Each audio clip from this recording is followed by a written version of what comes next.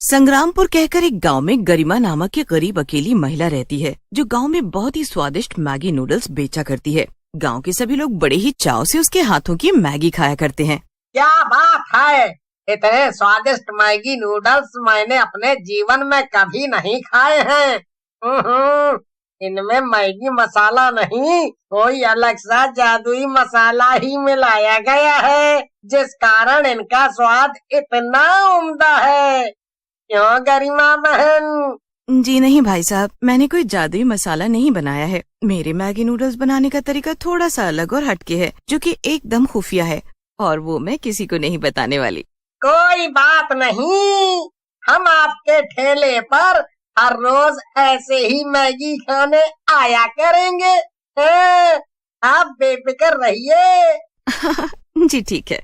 दिन हो या रात, गरिमा के ठेले पर हर समय ग्राहकों का आना जाना लगा ही रहता है।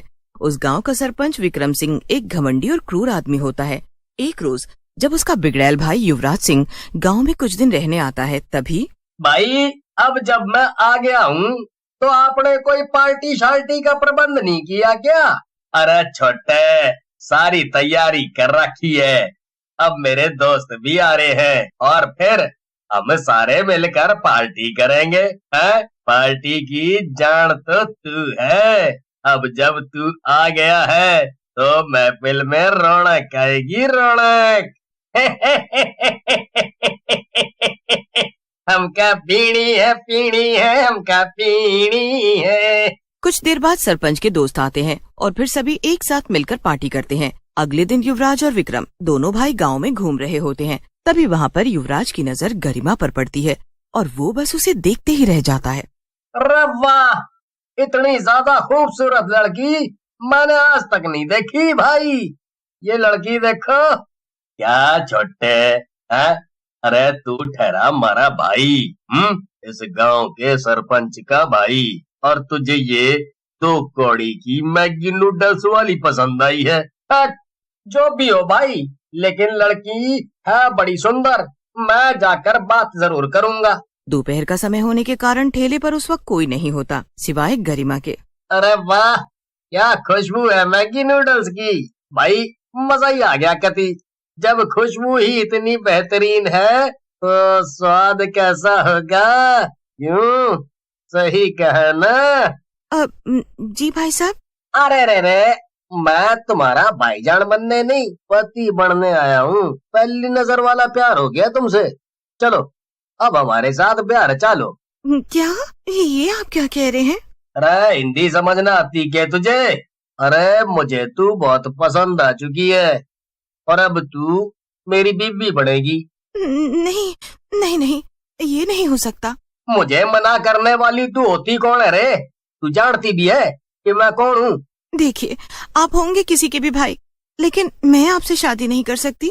मैं कोई ऐरी गैरी लड़की नहीं हूँ, इसलिए चले जाइए आप यहाँ से। के कहा? तेरी इतनी हिम्मत, तू मुझसे जुबान लड़ाकर बात करेगी? अब देख तू, तुझे तो अब मेरे साथ ब्याह रचाना ही होगा, चाहे कुछ भी हो जाए। अगले दिन युवराज अपने आदमियों से कहकर गरिमा को अगवा करता है और वो लोग उसे विक्रम के बंगले पर ले जाते हैं, जहाँ पर मंडप बंधा होता है। छोड़ो, छोड़ दो मुझे, छोड़ो। क्यों कर रहे हो मेरे साथ ये जबरदस्ती? नहीं नहीं। चुप हो जा अब, और अब तुझे मेरे साथ शादी करनी पड़ेगी। चल, वरना मैं आज तुझे गोली मार दूंगा। गरिमा युवराज को चालाकी से धक्का मारती है और वहाँ से भागने लगती है। विक्रम गिरे हुए युवराज को उठाता है और भाग रही गरिमा को गुस्से से आग बबूला हुआ युवराज गोली मार देता है और वो वहीं पर मर जाती है। छोटे, गुस्से में ये क्या कर दिया तूने? अब हम क्या करें? अगर गांव वालों को पता चल गया कि इस गरिमा का खून हमारे हाथों हुआ है तो वो लोग हमें बहुत बुरा मानेंगे। पूरे गांव की नजर में मैं बहुत अच्छा हूँ। इस एक हादसे से मेरी इज्जत खराब हो जाएगी। भाई आप उस सब की चिंता नहीं करो, मैं अभी इस गरिमा की लाश ठिकाने लगा देता हूँ। चलो रे आदमियों। वो लोग समय रहते ही गरिमा की लाश ठिकाने लगा देते हैं और उसे जंगल में एक जगह गाड़ देते हैं। और गांव में अगले दिन जब सभी गरिमा के ठेले पर इकट्ठा हो जाते हैं, तभी वहाँ पर सरपंच का आदमी आकर कहता है, अरे ओ बेवकूफो, क्यों भीड़ जमा कर रखी है तुम सबने यहाँ पर? अरे भाई, हम गरिमा के आने का इंतजार कर रहे हैं। तुम्हें पता नहीं क्या, वो यहाँ पर मैगी नूडल्स बेचती है।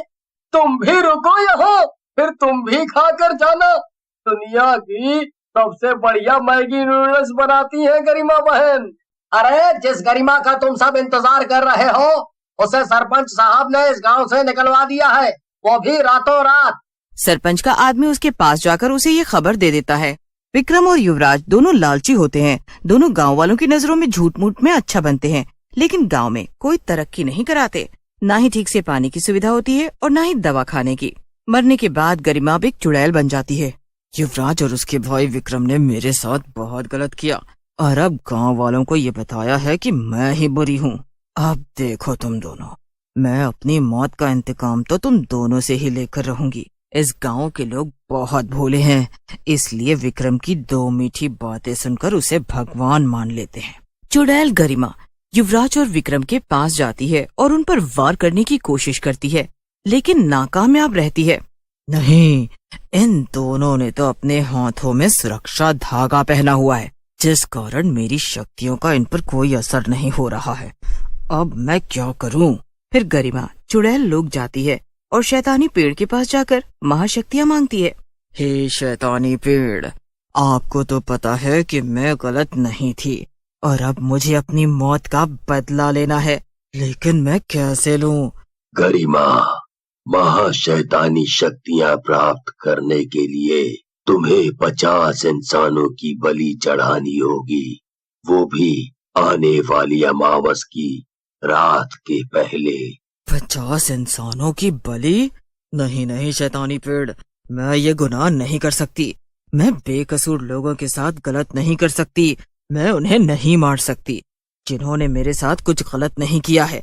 मुझे बस उस सरपंच विक्रम, उसके भाई युवराज और उनके आदमियों का खात्मा करना है, खात्मा। मैं बाकी चुड़ैलों की तरह नहीं हूँ शैतानी पेड़, मुझ में दिल है। गांव वालों ने मेरा कुछ नहीं बिगाड़ा है। अगर तुम अच्छाई की मूरत बनकर रहना चाहती हो तो फिर तुम कभी भी अपने कातिलों को मार नहीं पाओगी। अपने कातिलों का अंत करना है ना तुम्हें? हाँ करना है, पर किसी और को तकलीफ पहुंचाकर नहीं शैतानी पेड़। गरिमा वहाँ से चली जाती है। वो गांव के मंदिर के बाहर खड़ी होती है, क्योंकि एक चुड़ैल होने के कारण वो मंदिर के भीतर नहीं जा पाती। भगवान जी, मेरा क्या कसूर था?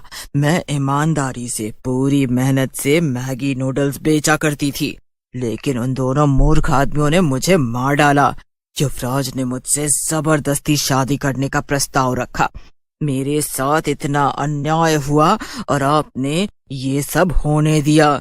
ये आपने सही नहीं किया भगवान जी।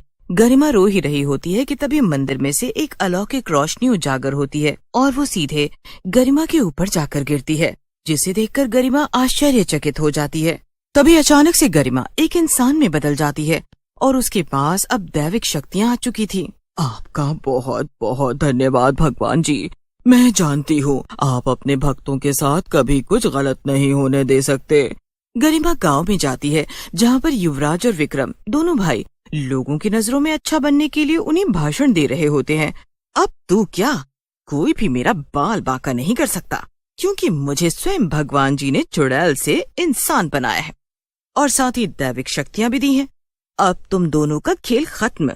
तुम दोनों ने न सिर्फ मेरे साथ अन्याय किया है, बल्कि पूरे गांव के पैसे खाकर तुम सब उनके साथ भी अन्याय कर रहे हो, झूठे वादे और दिलासे देकर। गांव वालों, अब इन दोनों को छोड़ो मत। इन दोनों को इनके किए की सजा हमें देनी ही होगी। गांव वाले एक साथ मिलकर विक्रम और युवराज को खूब मारते हैं और गरिमा उन्हें और उनके आदमियों को अपनी शक्तियों से मार देती है। इसी के साथ उसका बदला पूरा हो जाता है और उस दिन के बाद वो गांव में फिर से मैगी नूडल्स बेचती है। इस तरह अब गरिमा सबके दिलों में जगह बना लेती है और अंत में बुराई पर अच्छाई की ही जीत होती है।